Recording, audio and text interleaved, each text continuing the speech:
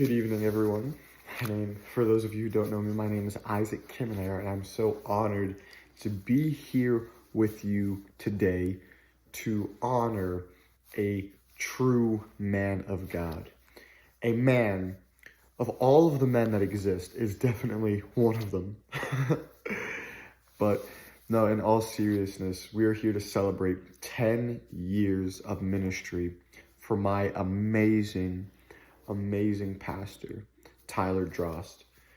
And he means a lot to a lot of people. He's a father, he is a husband, he's a son, he's a brother, he is a pastor. However, to me, he was a mentor, a teacher, and a guide. And I want to share some of the experiences with Tyler that I will never forget and truly changed my life. One of the first notable experiences I had with Tyler, it was actually when I started to work with him and work at the church. To work at Peckville Assembly of God, I actually switched to online school to make more time to be at the church and to help him. I remember one of the first times I ever worked with him, before I went to online school, before I was actually working, I was just serving. I show up to help, and he's like, "Hey, we're going outside today, we're gonna be pulling weeds." And at this point, I had such a one-dimensional view of ministry. And I thought to myself, we're pulling weeds? And we went outside into the church's little garden area in front. And we just started pulling all the weeds. And there were maybe hundreds of weeds there. And we're just pulling weeds. And I remember I told him, I was like, "Tyler, like, why are we doing this? Why are we pulling weeds?" I think I said the exact words, like, "Can't we pay someone to do this?" And I remember he told me, he said, "Isaac, it's good to learn this now. Preaching is about 1% of ministry."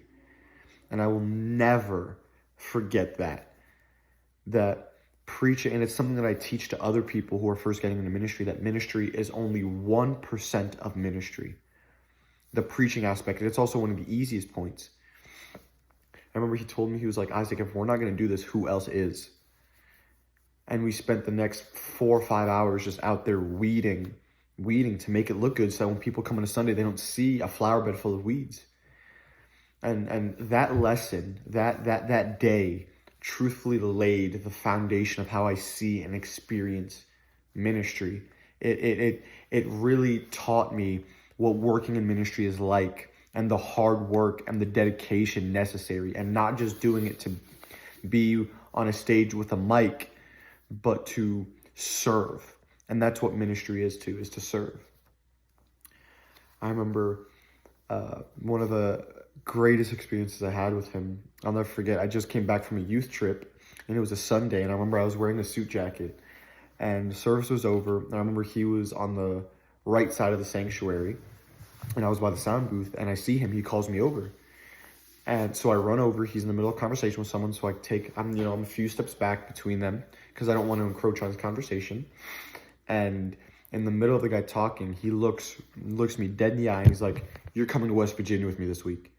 And I remember, my heart dropped. I just stood there stunned. And then right after he finished the conversation with the guy, he walked over to me, he's like, "So yeah, you're coming to West Virginia with me this week." He said, "I talked to your mom. She said it's okay. Don't worry about anything. I'm going to pay for all of it." And he grabbed my jacket, and he was like, "Make sure to bring this jacket and bring all your nicest clothes." And he said, "We're leaving on Tuesday, so make sure you're ready." And I remember he just walked away. He just went to his office, and I went back to my friends who were at the sound booth, and I was in tears, just in tears, crying, because I was like, I'm some 15-year-old kid that he's bringing with him to a ministers conference, because that's what he meant. It's a ministers conference in West Virginia that's hosted by Ted Shulsworth Sr., and it's ministers from all over the country.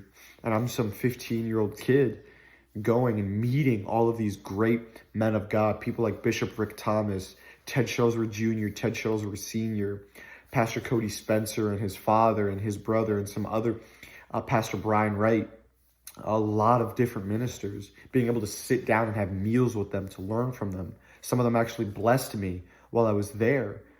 And it was such an amazing experience. And on that trip, actually, the Lord told me that he was going to give my family a house.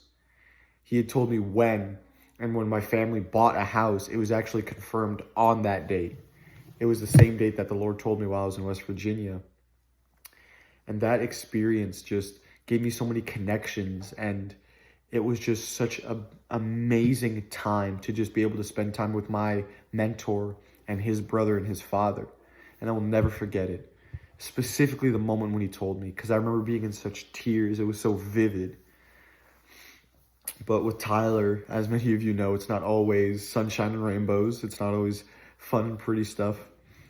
I'll never forget this one. I tell people about this story all the time, about how intense ministry can be. And it was during a week of meetings. It was Ted Shilsworth Sr., Ted Shilsworth Jr., who came to preach at our church. And it was a week of meetings. I believe it was the second or third night. And that night, I was already off my game. I wasn't serving. I was a little off. I wasn't exactly doing the best. I was messing up a little too much, and I wasn't happy. And you can see it on my face. And I remember my pastor noticed that, and he was unhappy too, because he wants things to get done, but I'm being difficult. And at one point, I'm on stage with him, working his monitor while he was playing piano. And he sends me to do something at a sound booth while people are getting their hands laid on them, or while people are having hands laid on them. And I remember while in the sound booth, I did a movement. I kind of like threw my hands up, and he saw that from the stage, and he saw my face. And I walked back up on stage with him, and he stopped playing the piano, and he grabbed me, and he said, "You need to fix this, fix that." And he said, "Change your face." And he's like, "If I ever see you do that again, I'll crack your skull open." And then he pushed me off of him. And I'll never forget that, because a lot of people will be like, "That's so terrible. That's messed up. Why would you do something like that?" Like people say that's borderline abuse. But looking back on it now, I was angry in that moment. But looking back on it now, I was in the wrong. And what it showed me is how to submit, listen, and operate in an intense situation. I could have fired back at him. I could have yelled back at him and ran away. But what he taught me in that moment was that I need to be able to handle difficult situations. I need to be able to handle the heat in the kitchen. If I want to be a minister, I need to be able to handle that. And I laugh thinking about it now, because as a kid, I was so mad. Again, I was 15 years old when this happened. This was 5 years ago now. I remember getting so mad, but now looking back on it, I only see it with fondness, in the sense that, in a way, I needed that. Well, these weren't the only experiences and lessons that he had taught me. I could honestly write a book with everything he has shown me and taught me. And he's truthfully been one of the greatest influences on my life. I find myself so often quoting him and looking up to him as an example of what a father, what a son, or what a brother, what a pastor should look like. And I'm genuinely proud to be standing here and being at this point in his life. And Tyler, I look forward to seeing what God is going to do in these next 60 years of ministry. I love you, sir. Thank you, everyone.